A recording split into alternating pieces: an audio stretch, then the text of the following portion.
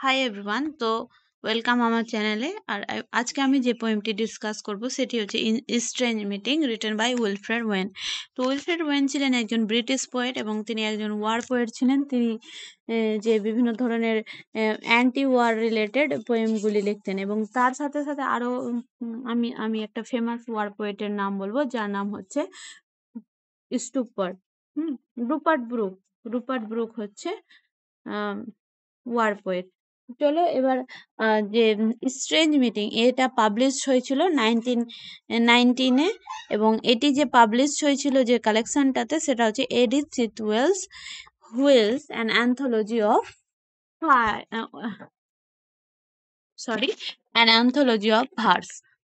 তো এই এই যে স্ট্রেঞ্জ মিটিং এই পোয়েমটির সোর্স হচ্ছে এটি মানে নেওয়া হয়েছিল যে সেলির যে রিভোল্ট অফ ইসলাম সেটা থেকে, পিবি সেলির এবং জন কিটসের এন্ডিমিয়ন থেকে। তো এখানে আমরা যে মিটার পাবো সেটা হচ্ছে আইএমবি পেন্টামিটার পাবো এবং বলতে পারি মানে এই পোয়েমটা পশ্চিমাসলি পাবলিশড হয়েছিল যেহেতু উইলফ্রেড ওয়েন অল্প এজে মারা যায়। তো চলো এবার লাইন বাই লাইন ডিসকাশনে যাওয়া যাক। কি বলছে, ইট সিম যেন মনে হচ্ছে that out of the battle field, আমি ওই ব্যাটল ফিল্ড থেকে বেরিয়ে এসেছি। আই স্কেপ মানে আমি পালিয়ে এসেছি। আর কোথায় এসেছি? ডাউন সাম প্রোফাউন্ড ডাল টানেল, নিচের কোন একটা প্রোফাউন্ড মানে গভীর ডাল টানেল। এই যে প্রোফাউন্ড ডাল টানেল দেখতে পাচ্ছ, এই প্রোফাউন্ড ডাল টানেল মানে হেলকে বুঝিয়েছে। তো এবার কি বলছে দেখো, লং সিন্স স্কুপ। আর এই যে ডাল টানেলটি এটা খোঁড়া হয়েছে কি অনেকদিন আগে। স্কুপ মানে হচ্ছে ডাগ আউট।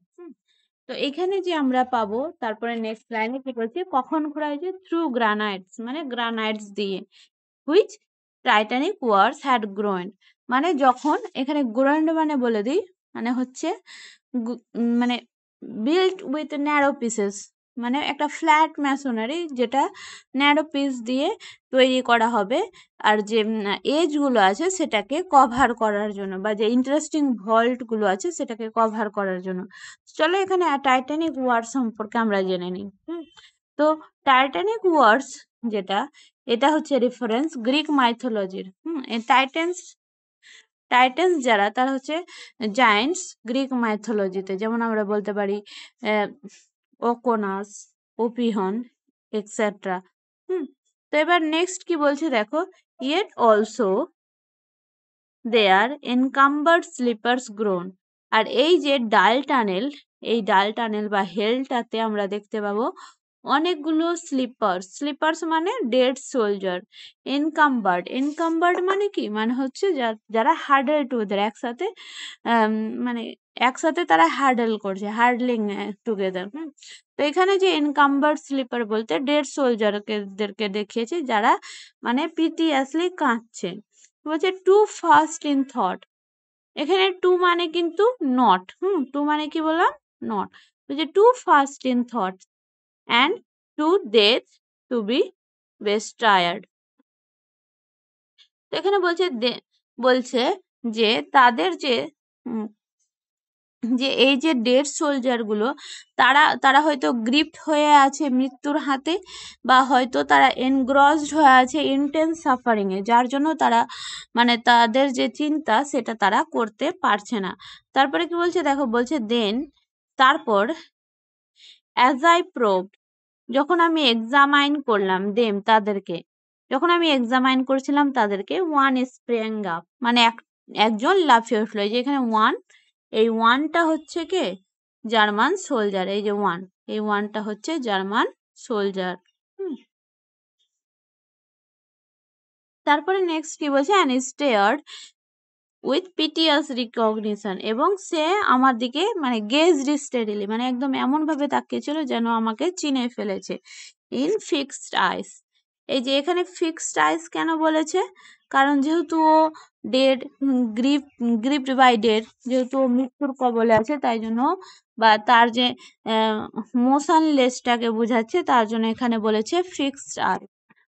মানে ও রিকগনাইজ করতে পেরেছে আমাকে তার যে পিটি বা সরোর দ্বারা, বা বলতে পারি যে সে হচ্ছে he was the man who was killed by the poet soldier the previous day.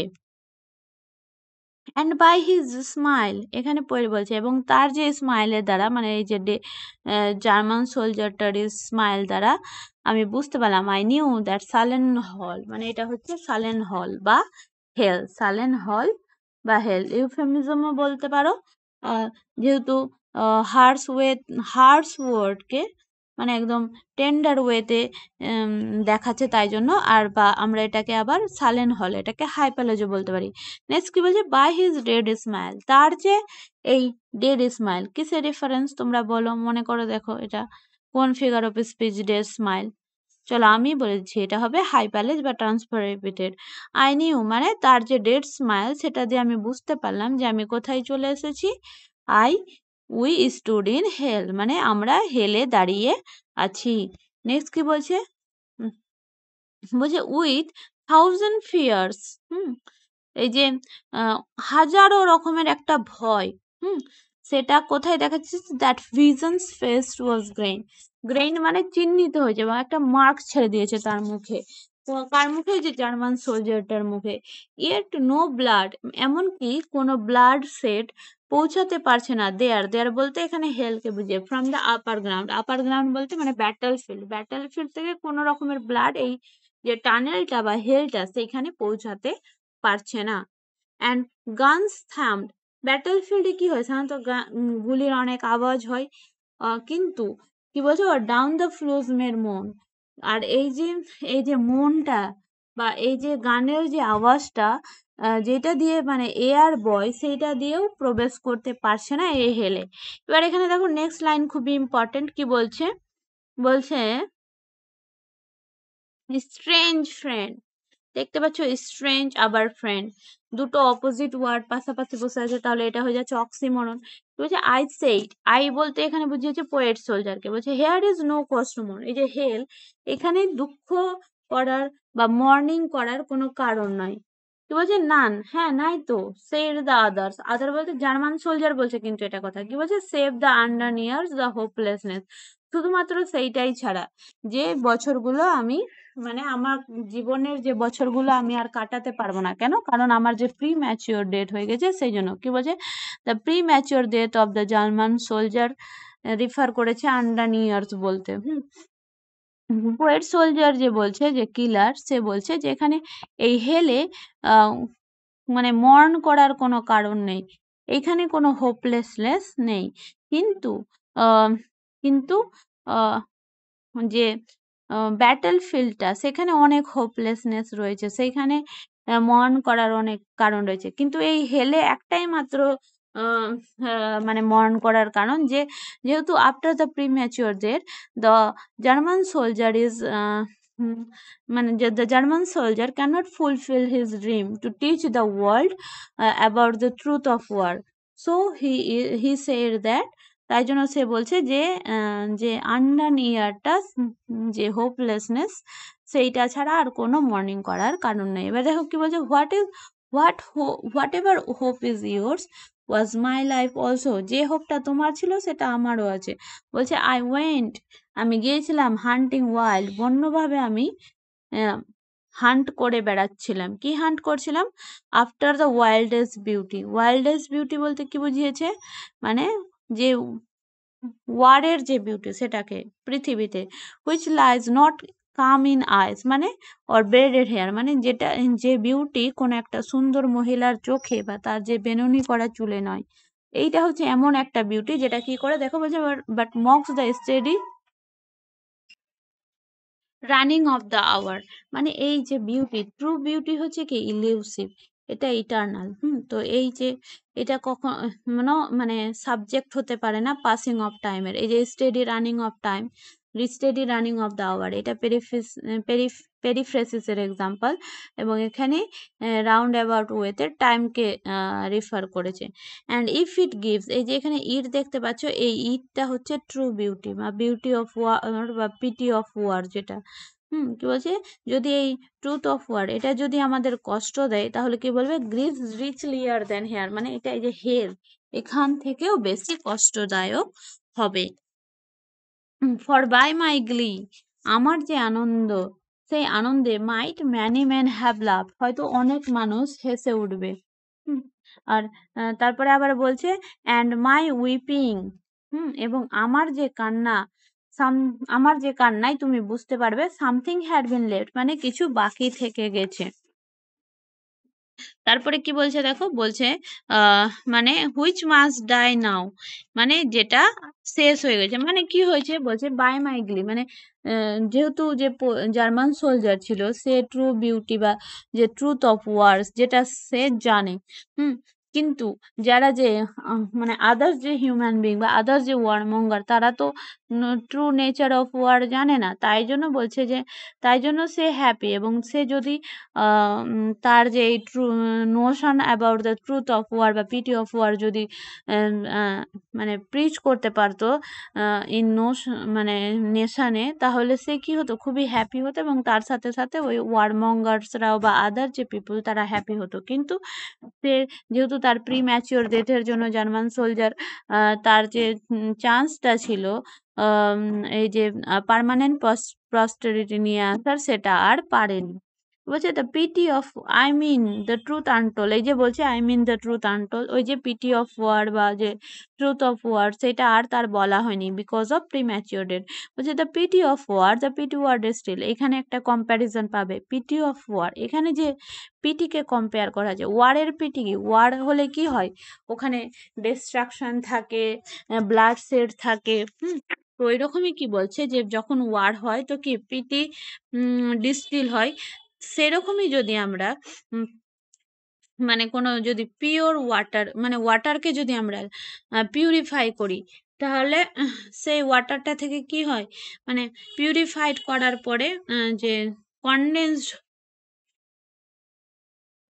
যে ভেপার থেকে জল পিউরিফাই হয়ে যায়, একদম পিওর ওয়াটার পায়, সেইটা যেমন চুইয়ে চুইয়ে পড়ে, ওইভাবে কি হচ্ছে এই ওয়ার থেকে পিটিটা ডিস্টিল হয়ে পড়ে। আর এইটাই, আর পিটি হচ্ছে এসেন্স, যেটা কি যেটা মানে যে ওয়ারের যে প্রসেস সেটা থেকে ডিস্টিল হয়। এবং কি বলছে no man will grow content, হয় মানুষ সন্তুষ্ট হবে আহ, এবং হোয়াট উই স্পয়েলড, মানে যেটা যে মানে যে সব জিনিস আমরা স্পয়েলড করেছি বা লড়াই লড়েছি তার মাধ্যমে হয়তো তারা সন্তুষ্ট হবে, আর না তো কি বলছে, না তো হয় তারা ডিসকন্টেন্ট মানে অসন্তুষ্ট থাকবে, এবং তারা কি করবে বয়েল ব্লাডি মানে ডিস্ট্রাকশন ঘটাবে, এবং অ্যান্ড বলছে বি স্পিল্ড, এবং কি তারা ডুমের সাথে দেখা করবে, ডিস্ট্রাকশন নিয়ে আসবে, ডিস্ট্রয়েড হয়ে যাবে। তো এবার কি বলছে they will be swift with the swiftness of a tigress, তারা এতই দ্রুত হবে যেমন একটা টাইগ্রেস দ্রুত হয় সেরকমই। দে বলতে এখানে বুঝিয়েছে ওয়ারমঙ্গার্সের।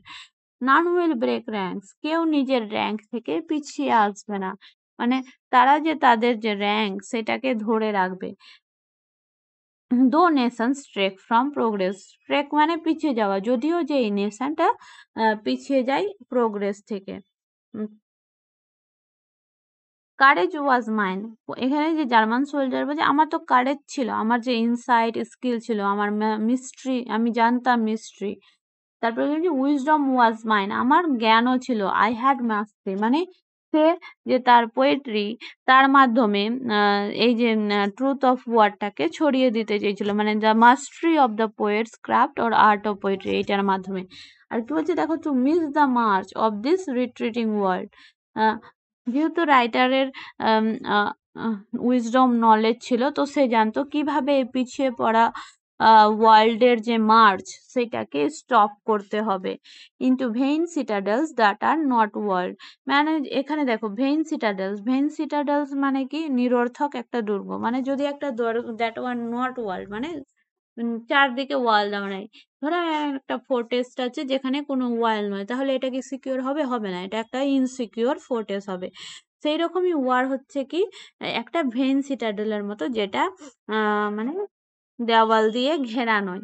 হ্যাঁ, যেমন ওখানে সিকিউর নয় ফোর্টেসটা, সেরকমই কি ওয়ার হলে কি হবে, ডিস্ট্রাকশন আসবে, ব্লাড সেট আসবে, ডেথ হবে। তো এইরকমই এখানে কবি মানে যে ফোর্টেসের সাথে ওই ইয়ে ওয়ারকে কম্পেয়ার করেছে। বলছে দেন when much blood had clogged their chariot hills, এবং যখন রক্ত জমে জমে ওই যে চ্যারিয়ট হুইলসে কে ব্লক করবে, তখন বলছে আই উড গো আপ, আমি যাব, and wash them from sweet wells, আর এই যে চাকাগুলোকে আমি ধুয়ে ফেলবো সুইট ওয়েলসে। সুইট ওয়েলস বলতে ট্রুথসকে বুঝিয়েছে, ওয়ারের যে ট্রুথ সেটাকে। Even with truth that lie two deep for tent, এখানে এই যে ট্রুথ এটা প্লুরালে আছে, এখানে ট্রুথ বলতে বুঝিয়েছে যে friendship, value of love, universal Brotherhood, এগুলোকে বুঝিয়েছে। যে এই ট্রুথ গুলো দিয়ে কবি কি করবে, ওই যে ওয়ারের যে ট্রুথ সেইটাকে মুছে ফেলবে। আর এইটা এতটাই যে সত্য যে এটাকে কলঙ্কিত করা যাবে না। এই যে trend, I would have poured my spirit, আমি আমার স্পিরিট মানে আমি আমার পুরো একদম স্পিরিটটাকে ঢেলে দেব, মানে উপচে ফেলবো, উইদাউট স্টিন্ট, মানে কোনো রকম ভাবে নিজেকে লিমিটেশনে না রেখে। আর কি বলছে, বাট নট থ্রু উইন্ডস, মানে আমি যে এই মানে ওয়ার্ল্ডকে আমি যে ট্রুথ অফ ওয়ার্ড সম্পর্কে বলবো, সেখানে আমি মানে কোনো রকম ডিস্ট্রাকশন, কোনো রকম ভায়োলেন্স দিয়ে আমি এই ওয়ার্ল্ডকে মানে ওই ওয়ার্ডের যে ট্রুথ সেটাকে জানাবো না। and বলছে not on the cess of war, ওয়ারের ট্যাক্স কি, ওয়ারের ট্যাক্স হচ্ছে ডিস্ট্রাকশন। তো কবি চাইছে না কোনো রকম ভায়োলেন্স বা কোনো রকম মানে কোনো রকম লেভি, যেটা যার দ্বারা কবি এই ট্রুথ অফ ওয়ার সম্পর্কে পিপলদেরকে অ্যাওয়্যার করুক।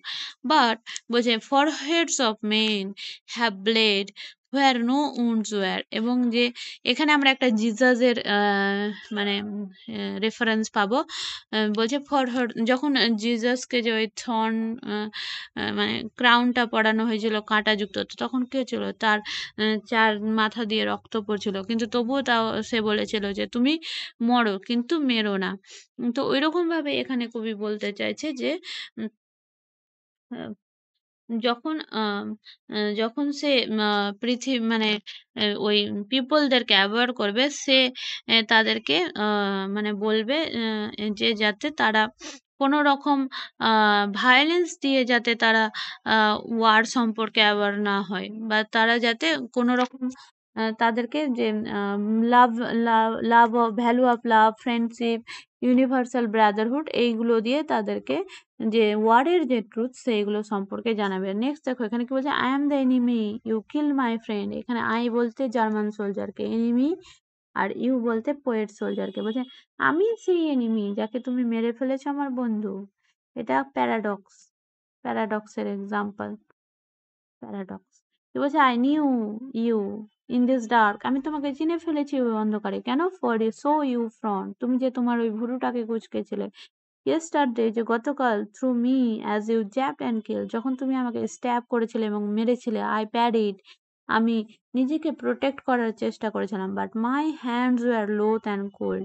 লোথ অ্যান্ড কোল্ড বলতে যেহেতু ও কন্টিনিউয়াসলি লড়াই করে চলে যাচ্ছে, যার ফলে সে কি উইক হয়ে গেছে, তার হাত ভারাক্রান্ত হয়ে গেছে।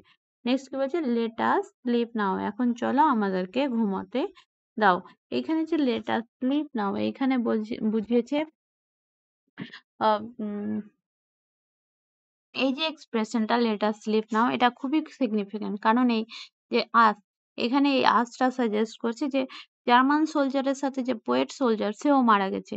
এবং যে এলিপসিসটা ইউজ হয়েছে, যে তিনটা এখানে যে ডর দেখতে পাচ্ছ এটাকে বলে এলিপসিস, যেটা লাইনটাকে দেখছে একটা ট্রান্সেন্ডেন্টিং ফিলিং ইমর্টালিটির দিকে।